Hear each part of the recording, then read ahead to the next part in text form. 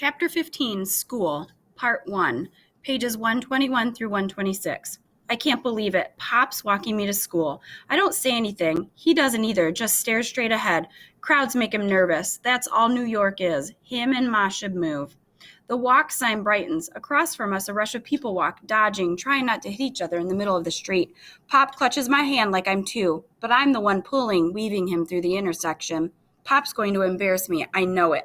At least he looks nice. He's wearing slacks, not jeans, a shirt with buttons, dressing. I watched him open his suitcase. His back blocked me from seeing what's inside. He stood staring down. He took something out, shut, and locked the suitcase. A tie, a blue and red striped tie. It looks good. I didn't know Pop owned a tie. From the front, Brooklyn Collective Elementary is plain, all concrete. The back windows make it special, letting in light, not making you feel like you're in a tomb. I'm looking out for you, baby girl. Pop's expression is earnest, sweet. It feels good that Pop's thinking he's looking out for me. About time. But this is the wrong time. I don't want to leave my school.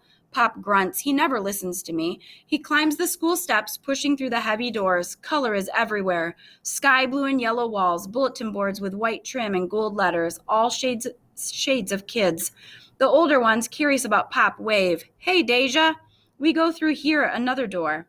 In the stairwell, Pop stops, holding onto the handrail, leaning into the wall.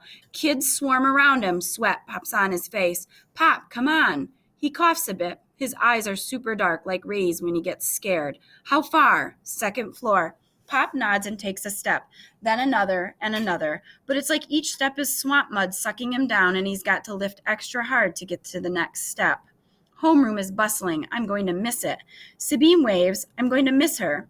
Ben watches George doing a magic trick with cards. Stasia and Angel are comparing charm bracelets, and I'm going to miss these kids, this school. I point. That's Miss Garcia.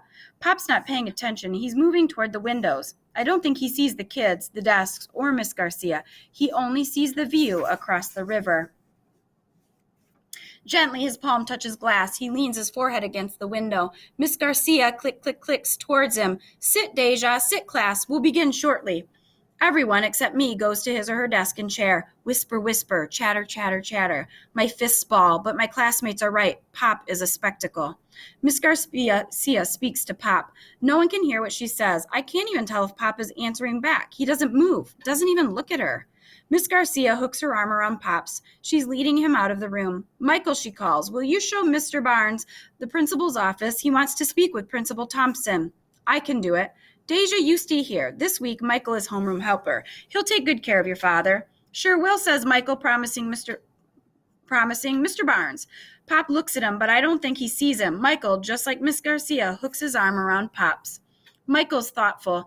He seems to know Pop's sick, not quite right. Kind, Michael leads him away. I'm going to hate leaving this school. All day I expect Pop to take me out of class, away from the school, but he doesn't. We switch classes, history, Mr. Schmidt. Any differences between the far past and recent past, between older and more current American histories?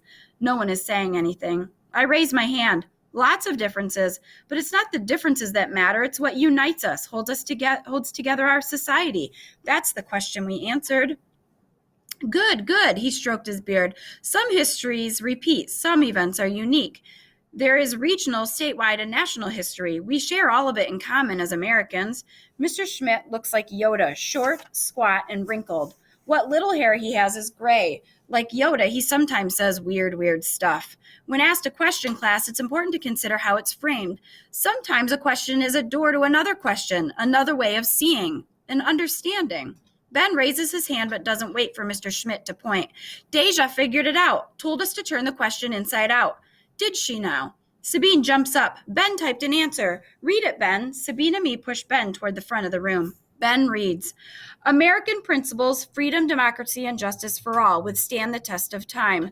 History changes. Relationship between Americans change, but America's ideals remain strong or adapt and change and get stronger.